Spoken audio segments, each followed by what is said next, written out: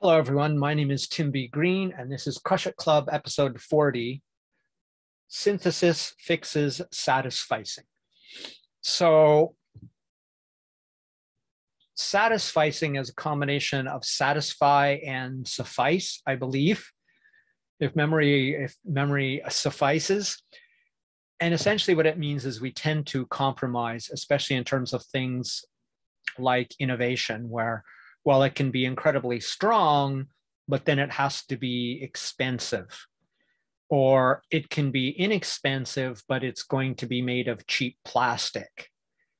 So what happens is we tend to think in terms of or. So in other words, inexpensive or strong. Instead, what 𝗏𝘓𝘂𝘶 suggests in Winning the Brain Game, this is, I believe, the fourth. Yeah, this is the fourth of the fixes for the 7 flaws of thinking. So 4 of 7.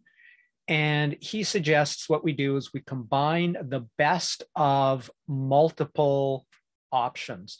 So we go through the sort of processes we talked about in previous videos. You come up with multiple elegant solutions. But if some solutions, which is often the case, along the way to this superior solution, to a more elegant solution, you find that, well, again, it's got to be cheap or it's going to be strong, but it can't be both.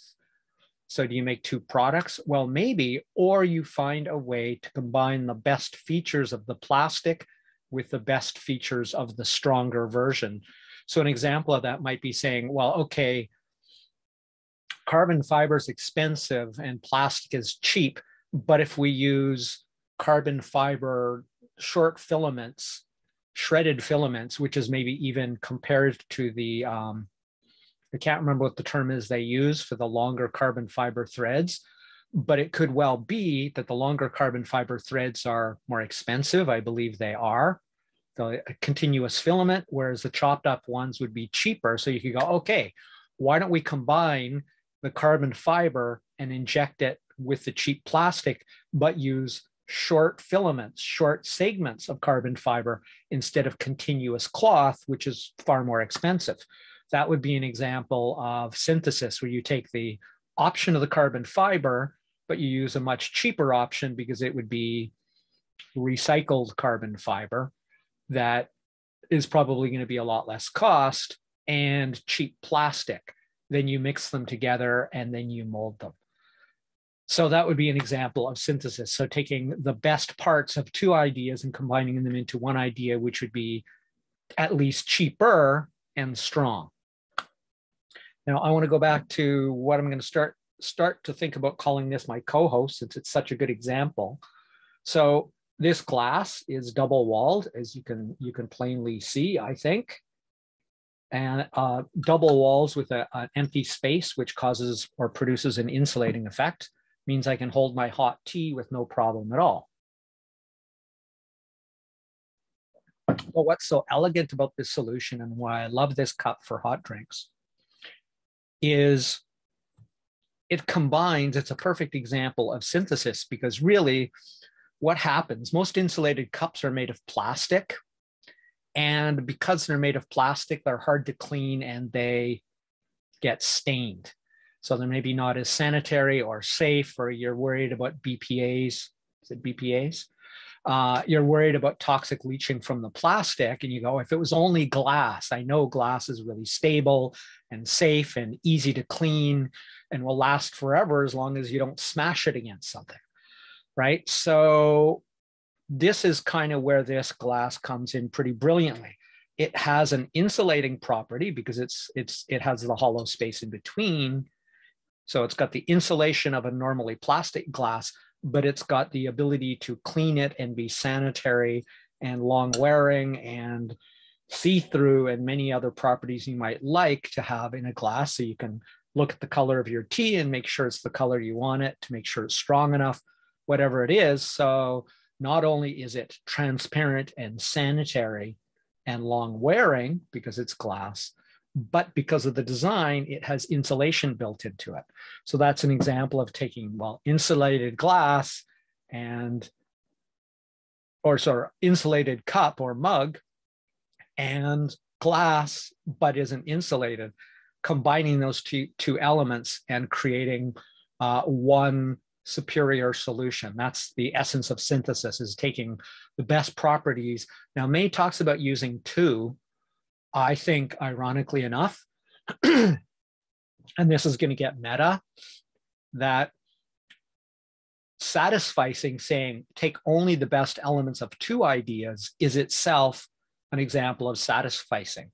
What if you have 10 great ideas and you can take the best elements from all 10? I'm not saying that's simple, but the point is, if you can go beyond, okay, let's take our best two ideas and combine the best elements of both to make a superior solution, to make a superior training system. Well, for example, for myself with my neurocognitive training, every time I read another book, I think about how I can combine it. So I've taken the fundamental challenge wheel. An alarm's going off. I've combined the fundamental pedagogy of the challenge wheel from a book called Brain-Centric Design, which I really like. But then I've added Cialdini's 7 Levers of Influence. Plus, since then, I've read Daniel Kahneman's Noise and found at least one element from Noise, in fact, 2 elements from Noise, which could also be integrated into this framework. I actually call it an event funnel. That is like a webinar, a Zoom event, or something like that, a summit for that matter, where the actual structure of the event increases the retention and the conversion. So it's basically a webinar that doesn't suck, that also converts. So since doing that, I combined the best elements from Brain-Centric Design plus Cialdini's 7 Levers of Influence, and I put those together and made something that's already better than anything else I have ever seen in a web event in a training program, bar none. And I've seen quite a few of these events, which most of the time are honestly kind of lame because nobody's really thought about the structure, the pedagogy. It's just like, here's my stuff, here's some information on it. Will you buy it? No.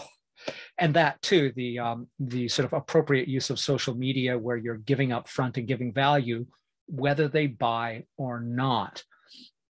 Now, since then, I've added 2 elements from Daniel Kahneman's book, Noise, and from this book too. There's pieces of this that I could also integrate, or all of them I can integrate. So instead of saying, well, you can have this, or you can have this, so you can have this and this, the best features of two solutions which are okay, but have sacrifices, and minimize those sacrifices. I'm going to take it a step further than May did and say, combining the best 2 isn't enough. I would say combine perhaps the best 2 at any one time, and then add more elements as you can. Combine the best 10 if it's at all possible. Now, there's some balance between the extreme of taking 1,000,000 best solutions and 2 best solutions, and there's an optimal place. Now, my guess is it's a pretty low number, but I think it can be higher than 2 because I've already done that. So that's really it. Synthesis is taking 2 or more, 2 or more ideas which have compromises which are kind of unacceptable, taking the best elements of both or more, or 3 or more, combining them together to get the best of all worlds you can possibly do. Does it mean you're going to get the very best of all of them? Not necessarily, because you can't make this easily unbreakable as glass, though I have some ideas how to do that. There is going to be some compromising at some point, but the idea is to get the best possible solution from many solutions which have inferior drawbacks or unacceptable drawbacks and superior solutions. Combine the best of all worlds. That is Crush It Club episode 40. Synthesis fixes satisficing. My name is Tim B. Green. Bye for now.